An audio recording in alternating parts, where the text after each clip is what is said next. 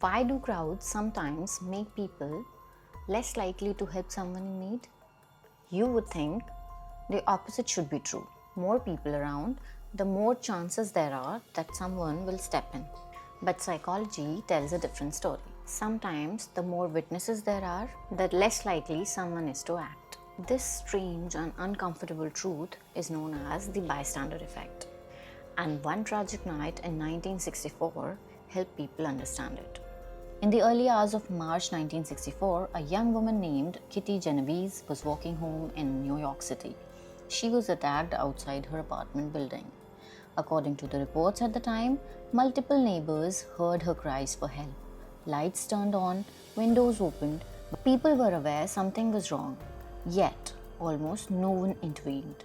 For many minutes, the attack continued, and eventually Kitty Genovese died from her injuries. This incident shocked the nation. Her name was Kitty Genovese, a woman whose murder became infamous the world over because nobody tried to save her. Listen to how it was reported. At least 38 residents of this apartment building heard her screams and did nothing. That's the legacy of Kitty Genovese, who was murdered in Queens, New York in 1964.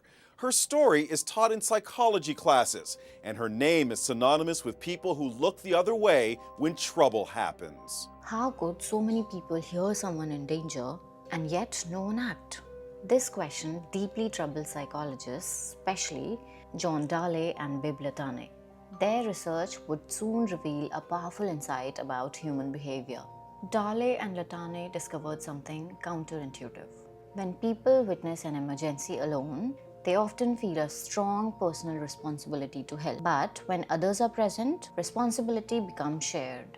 Psychologists call it diffusion of responsibility. Every person silently thinks someone else will probably step in. And because everybody is thinking the same thing, no one actually moves. There's another subtle force at work too: social influence. In certain situations, humans instinctively look at others for cues how to behave. If everyone around you stays calm, you assume the situation might not be serious. So you stay still, they stay still, and the moment to help quietly slips away. This doesn't only happen in extreme situations. Imagine someone collapsing in the crowded train, or a person being bullied in a classroom, or a car accident on a busy highway. Ironically, the larger the crowd is, the easier it becomes for everyone to be less responsible. In smaller groups, however, people act faster. Because when only 2 or 3 people are present, the unspoken question becomes unavoidable. If I don't help, who will? The bystander effect reveals something important about human nature.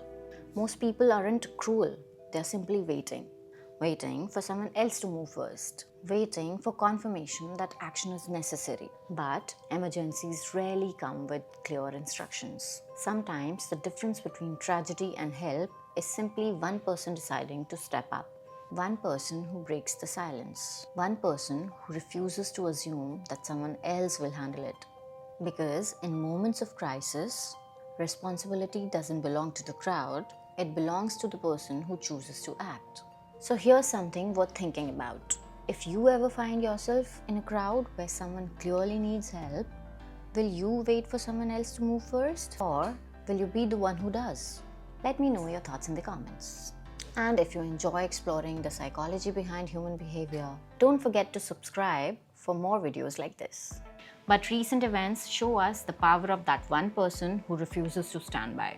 Someone who steps forward when everyone else hesitates to, and changes the outcome forever. Here is Deepak. कि हमारे देश को प्यार की ज़रूरत है, मोहब्बत की ज़रूरत है, ना कि कोई नफ़रत की। नफ़रत तो आप कितनी भी फैला सकते हो, उसमें कोई दिक्कत नहीं है, मगर प्यार बांटना बहुत बड़ी बात है। तो प्लीज़ प्यार से देखिए हमारे देश को, हमारे देश के लोगों को। धन्यवाद।